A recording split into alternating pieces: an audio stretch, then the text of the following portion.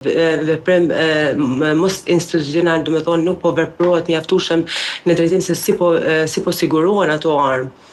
Sa po dënohen armbajtësit pa leje, do të thonë kena dënime shumë të ulta për këto vepra penale, do të thonë nuk është vetëm ngurrimi i qytetarëve që të raportojnë rastet e kanosjes, po është edhe mos ndeshkueshmëria ndaj këtyre personave të kalumen që kanë kryer vepra penale të kanosjes, domethënë të kërcënimit një personi tjetër se do t'ja marr jetën. Domethënë nëse se dikush e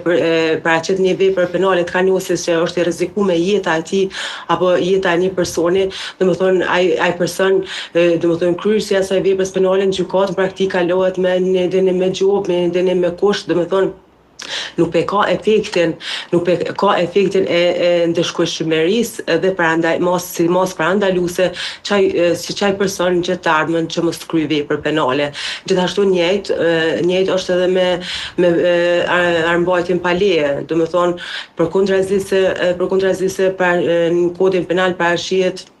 dënim domethënë deri në 7 vite me burgim, në shumicën e rasteve dikun 80% të rasteve janë dënime me gjoba dhe dënime me kusht.